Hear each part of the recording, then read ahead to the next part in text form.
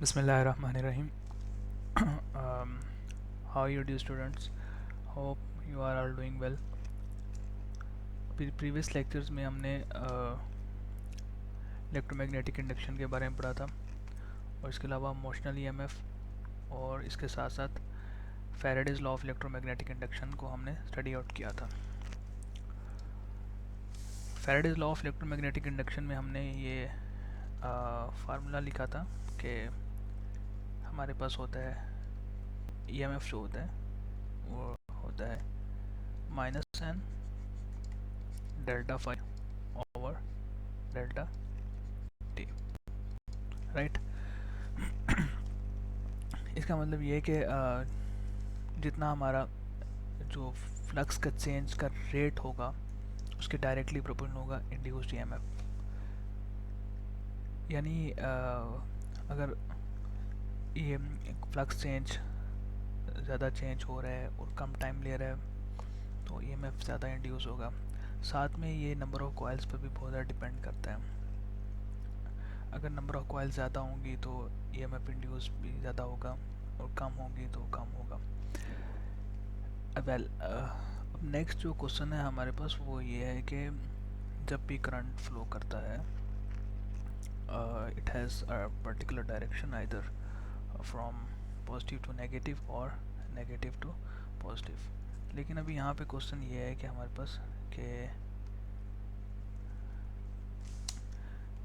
पास अब जो induced EMF हो रहा है वहाँ पे हमें पता नहीं है कि डायरेक्शन क्या होगी। मैं इसको एक छोटी सी मिसाल से समझाने की कोशिश करूँगा।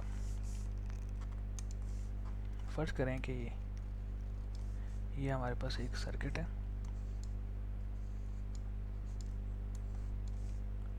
और इसके अंदर मैंने ये फर्स्ट करें रेजिस्टेंस लगा दी। रेजिस्टेंस वेल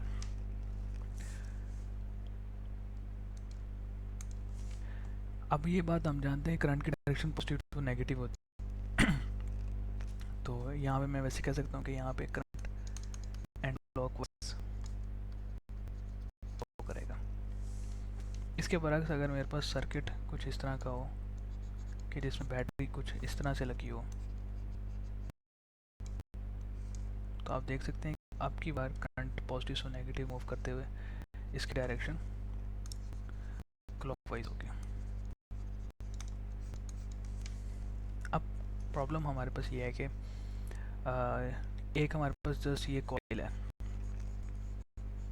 और कॉइल के साथ ये हमने गैल्वेनोमीटर फर्स्ट करें अटैच कर लिया, ठीक है। गैल्वेनोमीटर इनिशियली कोई भी डिफ्लेक्शन शो नहीं कर रहा। तो इसका मतलब इसमें से कोई करंट भी कॉइल में से नहीं आ रहा। लेकिन हम ये देखते हैं कि जैसे ही इसके अंदर मैग्नेटिक फ्लक्स चेंज होता है तो यहाँ कोई ना कोई करंट फ्लो होना शुरू हो जाता है, जो जैसे कि Faraday's law of electromagnetic induction ने कहा बताया भी। लेकिन प्रॉब्लम ये है अब हमें नहीं पता होगा कि करंट जो फ्लो करेगा वो आइदर क्लॉकवाइज डायरेक्शन में करेगा यानी इस तरह से फ्लो करेगा या फिर एंटी क्लॉकवाइज में इस तरह से फ्लो करेगा। सॉरी, क्लॉकवाइज फ्लो करेगा या एंटी क्लॉकवाइज फ्लो करेगा, हमें नहीं पता। सॉरी, ये मैंने एंटी क्लॉकवाइज बना दिया, ठीक है, ओके। और ये मैंने क्लॉकवाइज, अभी हमें नहीं पता कि किस डायरेक्शन में फ्लो कर रहा है। वेल अब ये चीज़ जानने के लिए कि करंट की फ़्लो की डायरेक्शन क्या होगी, कहाँ से कहाँ फ़्लो करेगा, क्योंकि यहाँ बैटरी तो है नहीं। उसके लिए लेंज़ एक साइंटिस्ट था, उसने ये लॉ दिया था। हम उसके बारे में स्टडी करते हैं सारा।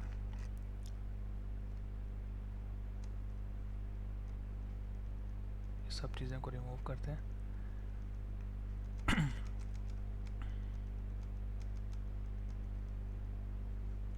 वेल हम नेक्स्ट अब चलने लगे लेंज़ लॉ। लेंज़ लॉ बुनियादी तौर पे दिया था एक रशिया की एक साइंटिस्ट थे, रशियन फिजिस्ट थे, हेनरिच लेंस। 1834 में उन्होंने एक लेंस लॉ दिया, पेश किया था। और एक और बात भी है कि हम लोग जानते हैं कि ये जो ईएमएफ है, ईएमएफ के साथ स्पेसिफिकली एक सिंबल, एक जो साइन है नेगेटिव साइन। अब ये नेगेटिव साइन क्या रिप्रेजेंट करता है? नेगेटिव साइन बेसिकली डायरेक्शन के हवाले से एक हमें क्लू देता है कि डायरेक्शन किस तरफ होगी। रूस के साइंटिस्ट लेंस ने हमें ये लॉ दिया था। और बेसिकली लॉ क्या है? स्टेटमेंट इसकी ये कि the direction of induced current is always such that it opposes the cause that produces it। जो भी कॉज होगा इसकी प्रोडक्शन में, जो भी जिस कॉज की वजह से इंड्यूस्ड करंट आ रहा है सर्किट में, कोई ना कोई वजह तो है, किसी ना किसी वजह से तो मैग्नेटिक फ्लक्स चेंज हुई है। जो भी रीज़न है, जो भी कॉज है, जो भी जब करंट इंड्यूस होगा वो कॉज को क्या करेगा? अपोज करेगा। ये एक स्टेटमेंट है। वेल अब हमें इतनी आसानी से ये स्टेटमेंट को नहीं, ज़ाहिर बात है, एक एग्जांपल्स चाहिए होती हैं किसी भी चीज़ को समझने के लिए। तो हम इसी कई एक एग्जांपल्स से इसको समझने की कोशिश करते हैं। फ़र्ज़ करें जैसे कि यहाँ पे देख रहे हो कि इस एग्जांपल को समझने के लिए मैं चाहूँगा कि हमें राइट हैंड ग्रिप रूल का पता हो। जैसे आप देख सकते हो कि यहाँ पे एक फिगर मैंने बनाई है, फिगर यहाँ पे शो हो रही है, ठीक है। और यहाँ पर फिगर के अंदर जो करंट की डायरेक्शन कुछ इस तरह से लूप्स इस तरह से बन रही है, ठीक है। इस डायरेक्शन में हम अपने राइट हैंड के फिंगर्स को घुमाएंगे, राइट। तब जो हमारा थंब है वो क्या इंडिकेट करेगा? North pole. जैसे कि अभी आप देख रहे हैं यहाँ पे कि इस पॉइंट पे करंट की डायरेक्शन ऐसे है, तो उस करंट की डायरेक्शन में हमने अपने राइट हैंड की फिंगर्स को कर्ल किया। थंब ने क्या इंडिकेट किया? North pole. ये नॉर्थ पोल सोलेनाइड का इंडिकेट करने का एक रूल भी है, इसे हम राइट हैंड ग्रिप रूल कहते हैं। ये ध्यान में रखना है। कहते हैं let us take an example. अब एक एग्जांपल हम ले रहे हैं। इस एग्जांपल में ये है कि एक कॉइल है, जैसे आप यहाँ पे देख सकते हो, ये कॉइल है, राइट। इस कॉइल के साथ पड़ा हुआ है मैग्नेट। नो डाउट मैग्नेट की मैग्नेटिक फील्ड्स होंगे और वो यहाँ से पास भी कर रही होंगी, ठीक है ना। लेकिन जब तक मैग्नेट स्टेशनरी है ना, तो बेशक पास कर रही हूँ लेकिन मैग्नेटिक फील्ड लाइंस चेंज नहीं होंगे, ठीक है। लेकिन जैसे ही चेंज होंगी तो Faraday's law of electromagnetic induction के मुताबिक यहाँ पे करंट इंड्यूस हो जाएगा।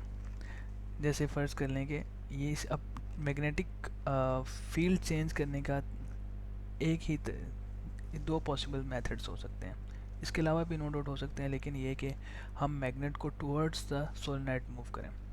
अब जब मैग्नेट को टुवर्ड्स द सोलेनोइड मूव करेंगे तो मैग्नेटिक फील्ड लाइंस इस सोलेनोइड में इंक्रीज़ होंगी या चेंज होंगी, तब भी इस सोलेनोइड के अंदर करंट आ जाएगा। दूसरा तरीका ये हो सकता है कि इस मैग्नेट को पीछे हम खींचें। अगर हम इस मैग्नेट को पीछे की तरफ खींचेंगे तब भी मैग्नेटिक फील्ड लाइंस चेंज होंगी, भले वो कम होंगी लेकिन चेंज तो होंगी। तो Faraday's law of electromagnetic induction के मुताबिक अगेन इस कॉइल के अंदर करंट आ जाएगा।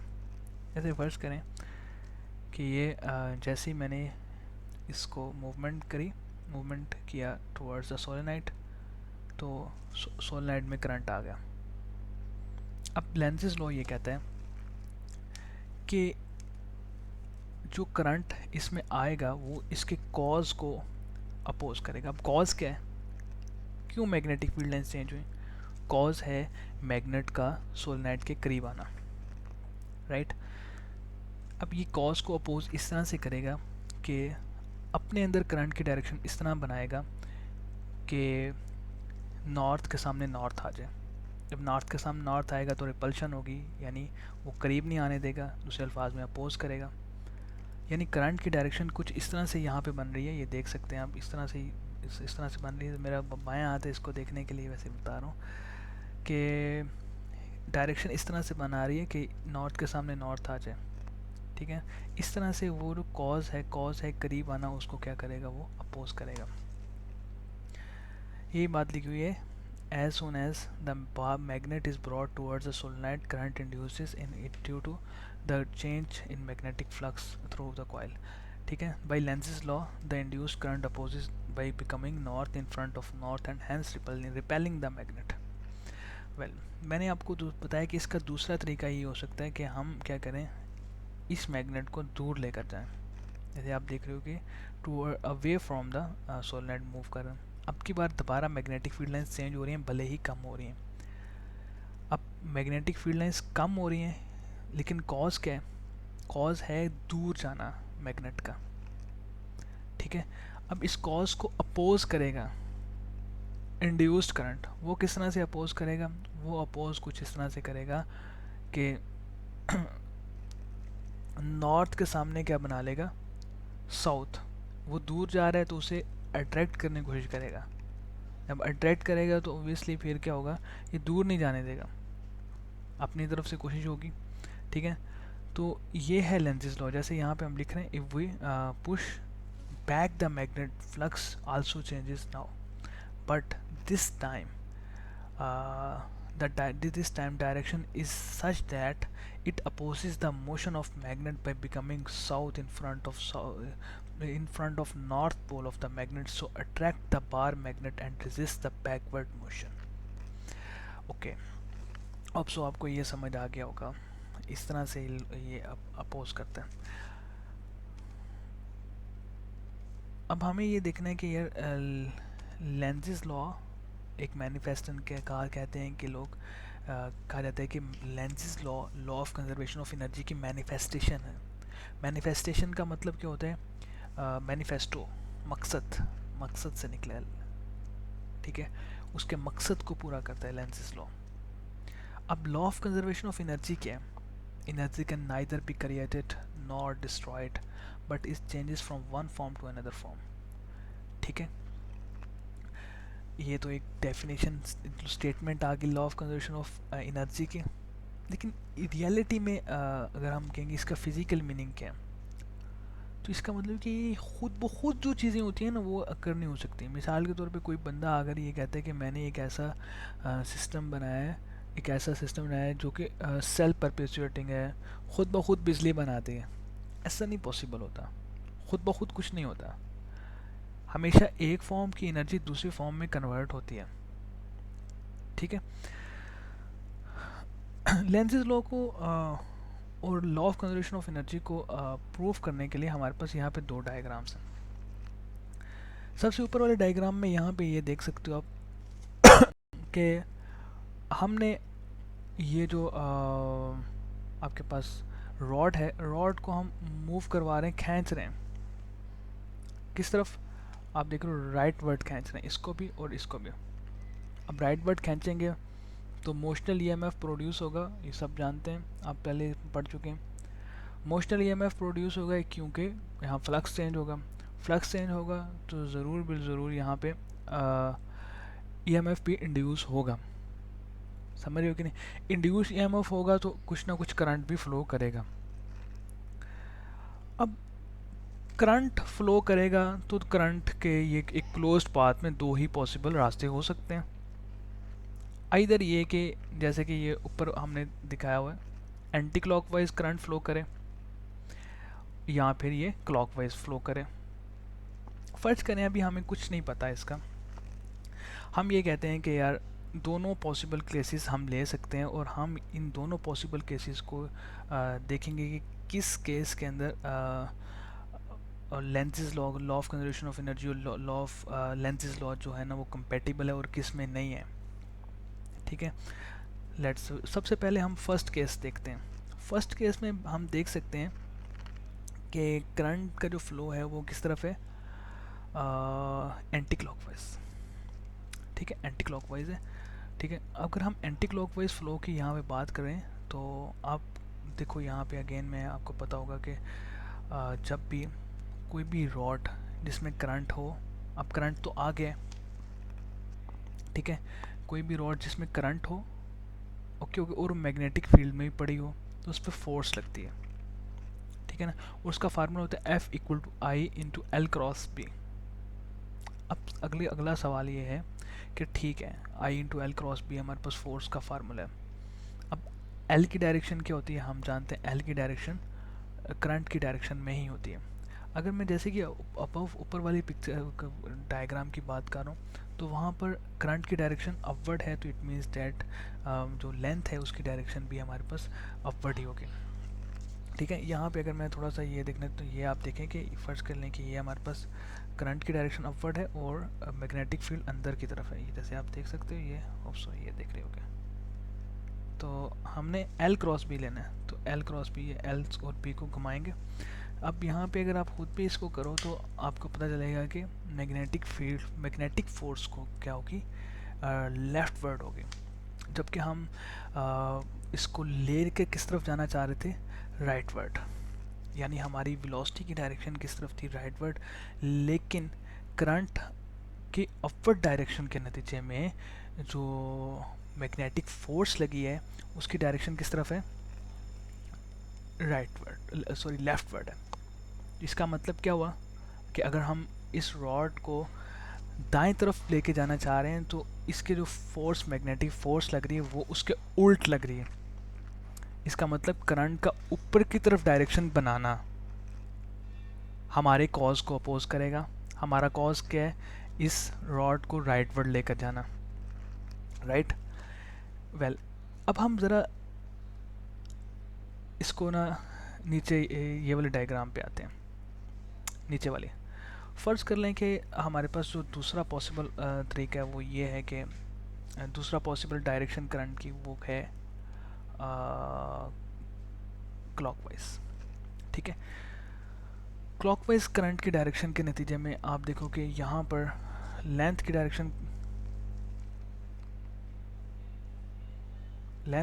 किस तरफ है, नीचे की तरफ डायरेक्शन है। ठीक है, अब एल क्रॉस भी हमें देखना है। लेंथ की डायरेक्शन डाउनवर्ड है और magnetic field into the paper है, तो वही एल क्रॉस भी आप ये वाला रूल यूज़ करो, एल क्रॉस बी वाला। तो आप देखो कि यहाँ पे जो मैग्नेटिक फोर्स लग रही है उसकी डायरेक्शन किस तरफ है, टुवर्ड्स द राइट। तो इसका मतलब क्या हुआ कि भाई जिस तरफ आप एक दफ़ा थोड़ी सी मूवमेंट करवाइए, फोर्स भी उसी तरफ लगाएगी। ज़ाहिर बात है, अगर फोर्स भी उसी तरफ लगेगी तो बॉडी तो खुद ब खुद मूव करेगी। इसका मतलब तो ये हुआ कि आपने तो थोड़ा सा धक्का देना है, आगे से फोर्स खुद ब खुद इस रॉड को लेती जाएगी आके, और ख़ुद ब खुद मैग्नेटिक फ्लक्स चेंज होता जाएगा और ख़ुद ब खुद इलेक्ट्रिसिटी जनरेट होती जाएगी। ठीक है ना। अगर ऐसा हो जाए, एक लम्हे के लिए मान लेते हैं कि यार ऐसा हो गया, अगर ऐसा हो जाए तो फिर तो यहीं पे करंट इतना हमेशा के लिए बनता रहेगा। क्यों, जिस तरफ हमने थोड़ा सा धक्का दिया उसी तरफ फोर्स लगा रही है, खुद ब खुद मैग्नेटिक फ्लक्स चेंज होना शुरू हो गया। तो ये खुद ब खुद हमारे पास जो करंट का बनना है, ठीक है, ये फिज़िकली पॉसिबल नहीं है, law of conservation of energy के अगेंस्ट है। सही है कि नहीं। आप देख रही हो कि यहाँ पर जो नीचे करंट की डायरेक्शन होने के नतीजे में जो मैग्नेटिक फोर्स लग रही है वो वेलोसिटी को अपोज नहीं कर रही है, बल्कि रीइंफोर्स कर रही है। ये चाह रही है कि भाई तुम इधर मूव करो, हम तुम्हें मदद करते हैं, तुम और मूव करो। समझ रहे हो कि नहीं।